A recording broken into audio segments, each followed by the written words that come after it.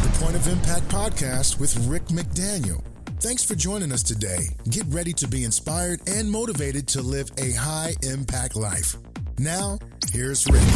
Welcome to the Point of Impact podcast. I'm Rick McDaniel. Thanks for joining us again today. And we had a little break last week for just one episode.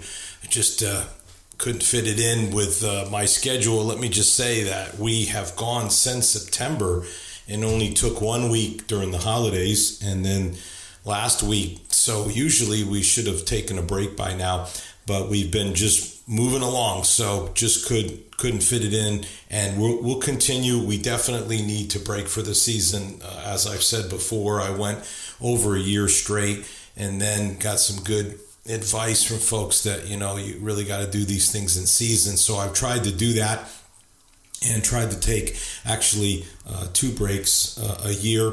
But this year that hasn't happened, so we'll be shooting for one probably for the summer, maybe an extended break because of not taking a break. But that all doesn't matter right now because we've got some good stuff lined up for you in these next weeks.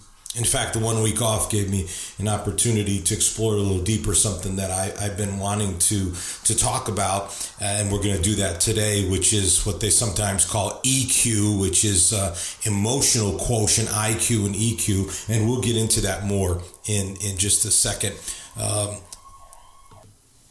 Before we jump into what is going to be a fascinating episode that I really think can help you greatly, let me just talk about a few things. One exciting thing is those of you that listen regularly know that besides this podcast, there's 2 other ways that you can listen to content from me. There's also ways. I've got 8 books, including my latest, This Is Living Out. I'll refer to another book of mine, You Got Style, today in the episode. So there's books you can read, articles that I've written, over 100 of them that you can find on foxnews.com and BeliefNet and other places.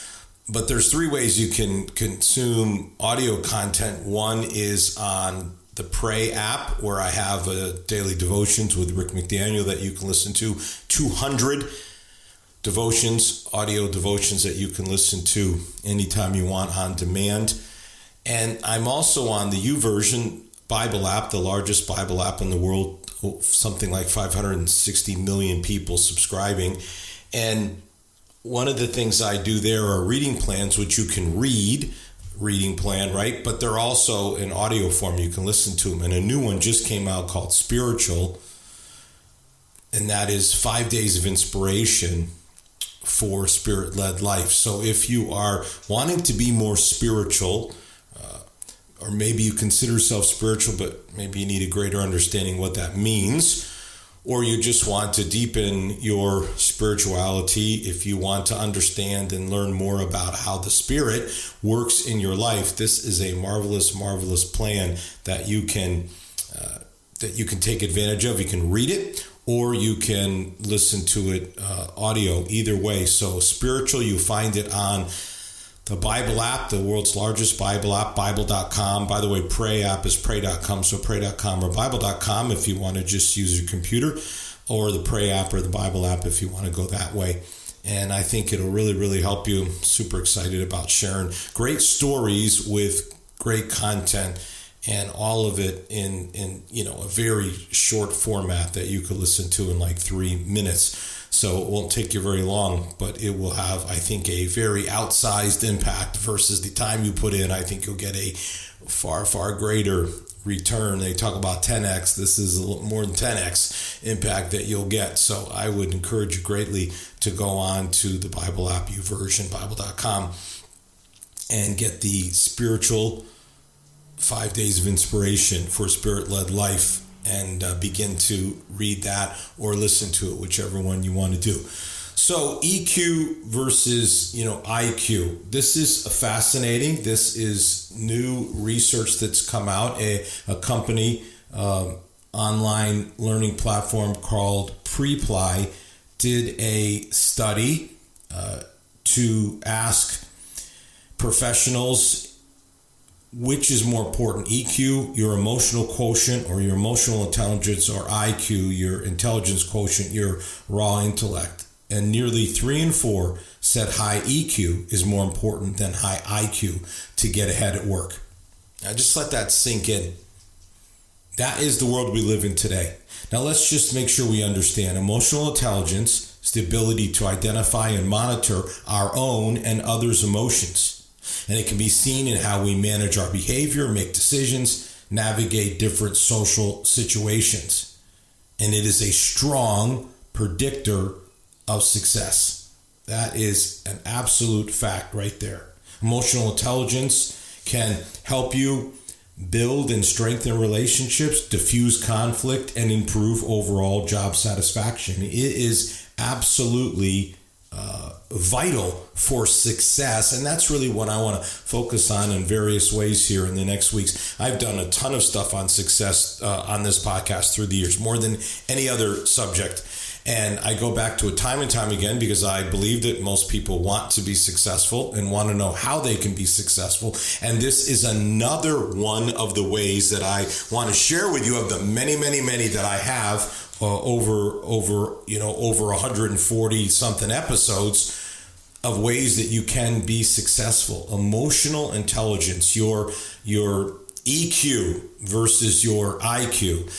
Your IQ is somewhat set in terms of, you can read and you can educate yourself. You can do a lot of things to increase your overall knowledge, but your IQ is kind of your baseline intellect, and that's just something you're born with. But your EQ is something that you can improve. You can improve it, and to the extent that you work on your EQ, your emotional intelligence, it's going to put you ahead of the game.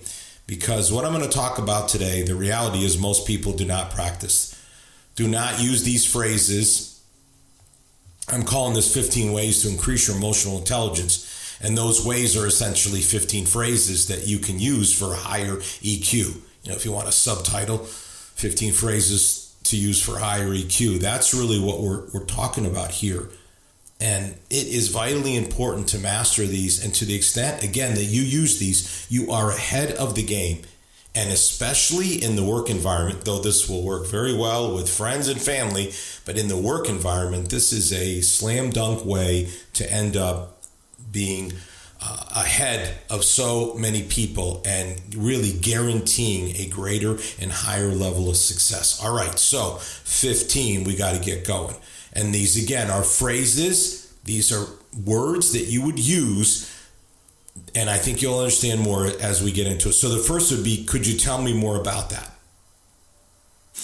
People who lack self-awareness, and boy, we could do a whole episode on this. The lack of self-awareness on so many people is stunning, absolutely stunning. I mean, I've worked with thousands and thousands of people, and I am never seem to be shocked, because it just, or maybe I should say it another way, it continues to shock me. It never ceases to shock me. The lack of self-awareness that people can have, the things that they say, and the way that they act, and the apparent lack of awareness about what that says about them. People who lack self-awareness only care about their own thoughts and opinions. Yes, emotionally intelligent people, their interactions with others, they're interested in how others feel and what they have to say. That's emotional intelligence, that you are genuinely interested in how people feel and what they have to say. And when you are genuinely interested in how people feel and what they have to say, you are exhibiting emotional intelligence, and it will benefit you greatly. So let's just keep going. Here's another. I hear you. By telling someone that you understand them, you set up a cooperative environment, which is ideal for team building, and that is the work world in which we live now.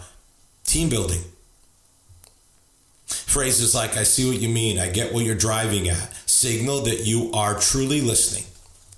Now, the phrase is active listening. That's the concept. I'm so thankful many years ago in some training in counseling that I was taught the principles of active listening, and it has helped me greatly as a leader, as a father, as a husband, as a friend. I mean, it just is the way to go to become not a passive listener, but an active listener. And many of the things we're going to talk about today indicate this. And active listening has to do with body language. It has to do with, again, what you say to people and then how you respond. And one of the ways is not only to say, could you tell me more about that? But I hear you, I hear you. So let me just also tell you that one of the highest rated, one of the most popular of all the episodes I've ever done on this Point of Impact podcast is one called Leadership Styles, which comes from my book, You Got Style. And in that chapter in the book on 6 leadership styles, I talk about the EQ that accompanies each of these styles, the emotional quotient, the emotional intelligence. So you might want to pick up the book, You Got Style. Again, financial styles, decision styles, spiritual styles, parenting styles. It is thinking styles. It's fascinating research. But the one chapter on leadership styles, very popular and can really help you. There's inventories at the end of each chapter, by the way, as well. Help you to understand yourself better if you are in a leadership role. And many, many people are. Here's another phrase. I understand what you're saying, but. Okay, so this phrase highlights another important aspect of emotional intelligence, the ability to act diplomatically when dealing with difficult people and situations. So if you disagree with someone, and that is life, people will disagree. You can express it in a tactful, non-confrontational way. The goal is to make it easier to arrive at a mutually agreeable solution. So I understand what you're saying, but, and then you're able to then, okay, I understand what you're saying, but here's why I don't think it's correct. And being able to talk to people like that and get to a resolution. It's what's lacking in our national discourse is there's just not enough of this happening, enough of people just talking in a way in which they exhibit emotional intelligence. They're disagreeing without being disagreeable. And we've gone from not only being disagreeable, but being violent. It's completely out of control, and it's because of a lack of emotional intelligence. I can't dwell on it and move on. Here's another. How do you feel about that? In other words, when you make people feel like, you acknowledge them and you respect them, you pay attention to them, you take time to understand, to be able to empathize. Here's the classic phrase, put yourself in somebody else's shoes. I told this to everyone who worked for me for all the years that I had folks working for me, and to this day. Put yourself in other people's shoes. Try to understand where they're coming from. It's so crucial to try to understand where other people are coming from. It makes such an enormous difference when people feel like you do care about them and respect where they're coming from and are trying to understand. Here's another phrase. I'm not sure what's wrong. Could you explain the problem? So someone is having some type of issue, but instead of having some kind of strong reaction, you invite them to just share their thoughts. Like, can you clarify this for me? This is what I'm hearing. Is that correct, or am I missing it? Phrases, this is high emotional intelligence. This is how people with high emotional intelligence deal with difficulties and difficult situations, disagreeable people, is trying to say, listen, help me understand what the problem is. And again, many times as you listen, you may discover that what they are describing as the problem is maybe only a symptom, it's symptomatic of another deeper issue or different issue. It doesn't have to be deeper, and you can help them to understand that. So here's another phrase. What do you mean? When you ask someone for clarification, you're asking them to say something in a different way or provide more information. Now, this is different from saying just repeat it, repeat what you just said. This is just trying to, again, gather more information, trying to understand better. And people appreciate that when they know that you care about what they're saying and you're trying to understand it. This is what emotional intelligence is all about. Now, again, if you just go through what we just talked about here, we're saying, tell me more about it. Okay, I do hear you. I understand what you're saying, but how do you feel about that? Not sure what's wrong. Can you explain the problem to me? What do you mean? All of this is high emotional intelligence. If we go back, the ability to identify and understand emotions, both your own and others. This is how you build and strengthen relationships, diffuse conflict, and improve overall job satisfaction. There it is. That's how it happens. This is how it takes place. And so it's so vital to have high emotional intelligence, to be able to monitor emotions. How helping people and yourself to manage emotions and behaviors and navigate through different social situations. Vitally important. All right, here's some more phrases of the 15th. Great job. I mean, this is it. I appreciate you, Showing appreciation goes a long way. It acknowledges people's efforts and their accomplishments. When you compliment someone, you immediately create a positive environment. Saying I appreciate you makes others appreciate you more. When you say I appreciate you, then people appreciate you for being appreciative. So saying something like, great job, appreciate what you're doing, the work you're doing, the effort that you're making, it goes a long, long, long, long way. This is just basic stuff that somehow in the midst of getting so wrapped up in what we're doing and what we're trying to accomplish, we can miss. I will just tell you one of my little secrets that I've used for years is handwritten thank you notes. I always had a stack of thank you notes, thank you cards that would be purchased, that have thank you on the outside, and I would write down inside. Sometimes I would, or my wife, or somebody on staff, somebody I know would be in someone else's home, and they would see on their refrigerator, held on with a magnet, was the thank you note that I had written to them. And this is how much it can mean to people. The first President Bush, the elder President Bush, was famous for his notes of thanks and appreciation. And let's just remember who this guy was. He was the president. Yes, he was also vice president. He's also the director of the CIA. He was also the ambassador to the UN. I mean, this is one of the most highly accomplished people that we've ever had in our government. And one of his secrets was handwritten thank you notes. All right, here's another one. You both have good points. Let's see how we can work together. So this is like a diplomatic, tactful way of working through a trouble situation, a conflict, by acknowledging different points of view. Once you've encouraged everyone to share their concerns, you can more easily present a potential solution. Research shows that the ability to resolve conflicts is a trademark of emotional intelligence.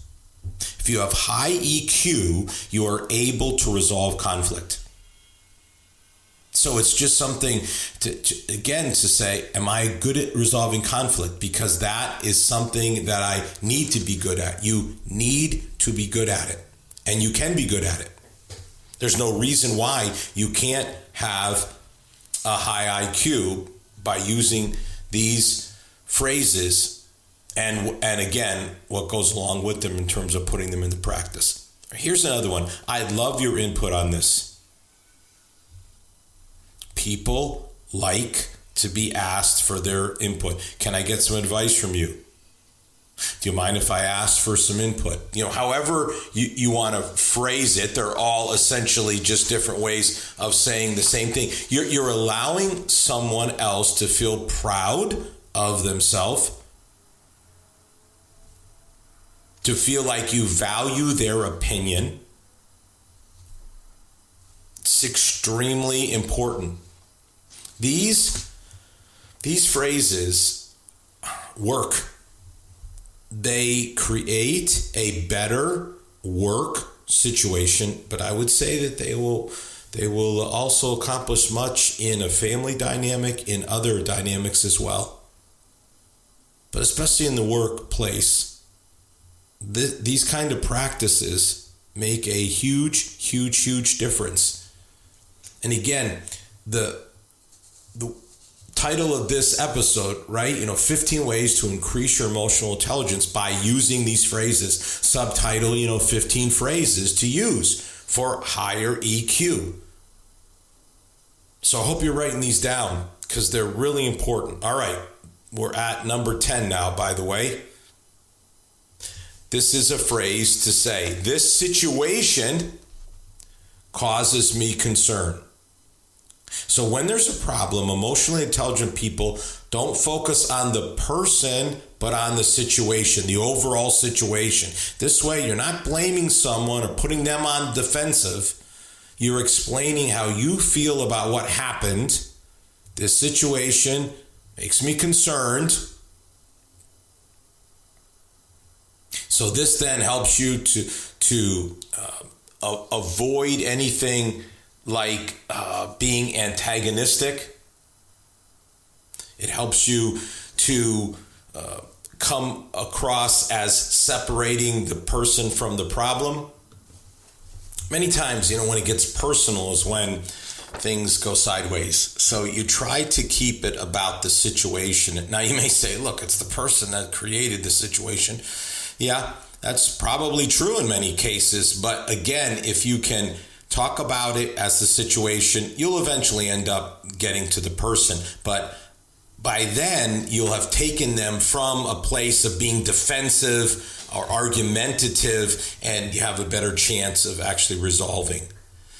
All right, here's another phrase. I feel this way about when you're emotionally intelligent, you connect with your emotions. Again, we're back to self-awareness again.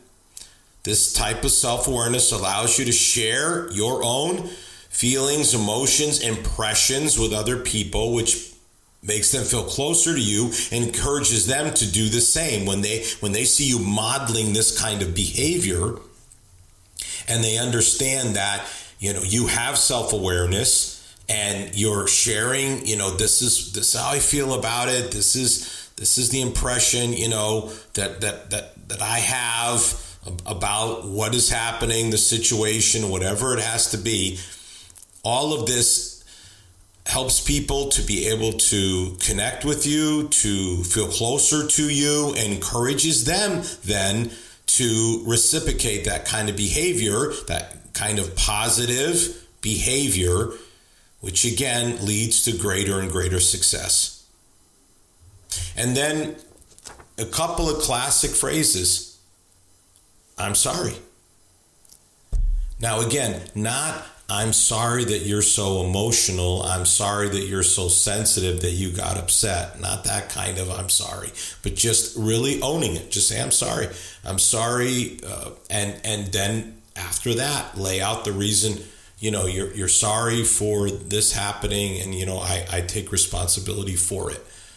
It's on me. It was my failure or my shortcoming or whatever. But there's so much power in being able to say, I'm sorry. Because when you say you're sorry and you take ownership for it, you diffuse so much.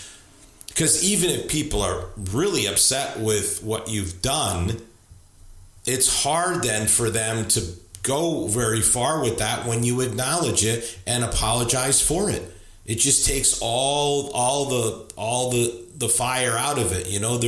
There's nothing left there. You've removed the gasoline, if you would, on the fire, and now it just dies down because there's no more oxygen, if you want to get more scientific.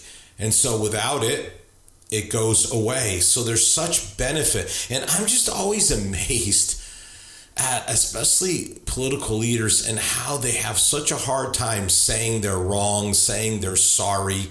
And then all it does is just work up all these people that are upset with them because they know they're wrong and they should have apologized. It's just so much easier. All right, how about on the other end of it is just a good old-fashioned thank you.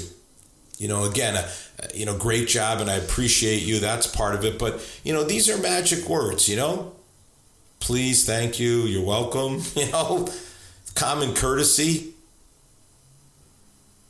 Being polite is a mark of emotional intelligence because it shows respect for others. That's just an absolute fact. Just say thank you to people. You say they work for me, they get paid to do it. Yeah, I know. But still, they appreciate hearing thank you. And when you say thank you, it just creates a positive culture. I want to go back just for these last few phrases, back to kind of where we started with these questions that really connect. Because here's another one that I think is really good. What can I do to help? What can I do to help? So what you're saying is, I'm empathetic to the situation, your situation. I have concern for you, and I want to listen, and I want to help. And this is just absolute emotional intelligence at its core. When you say, hey, what can I do to help? Not solve it, fix it, it's your problem, but what can I do to help? And at the end of the day, maybe you can, but maybe you can't.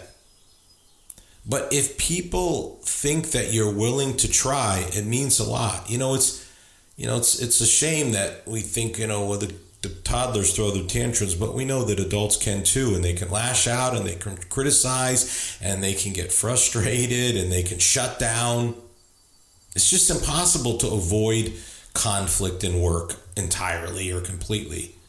So how can you be aware of what's going on so you can manage conflict better, treat people the way they want to be treated, the classic golden rule? Jesus said, do unto others as you would have them do unto you. I mean, it's just one of the many incredible pieces of wisdom from Jesus. Do unto others as you would have them do unto you. That's emotional intelligence in a nutshell. To be emotionally intelligent, you're an active listener. You're not multitasking during conversations.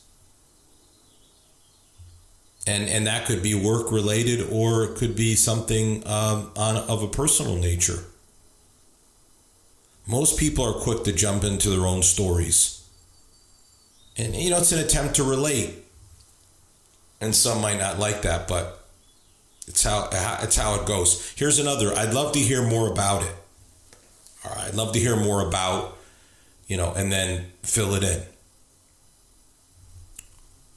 People appreciate greatly hearing something like, I'd love to hear more about it. Maybe even, let's set up a time to talk. In other words, we can't do it right now, but I'm interested and I'm concerned, and let's set up a time.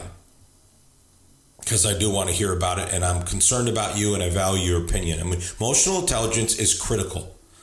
It is a critical trait of high achievers. It sets them apart. People want to feel seen, heard, and validated. And again, you help others, you help yourself at the same time. So there's 15 phrases for you. And you need to make sure that those phrases are coming out of your mouth on a regular basis. And that you have an overall stance that those phrases indicate as someone who's caring, who's interested, who's listening actively. And you put these phrases to work. You take these ways of relating to people and you ingrain them in who you are, and your emotional intelligence goes up, and you have a high EQ. And that EQ is what's going to get you promoted. It is going to give you more sales. It is going to greatly expand your influence. And frankly, people are just going to like you because they know that you genuinely care about them. And those are some very positive outcomes from doing what you should be doing anyway. So get after it. Raise that EQ. And you're on to greater and greater success. Have a great week. You've been listening to the Point of Impact podcast with Rick McDaniel. Thanks for tuning in, and we look forward to you joining us for our next episode.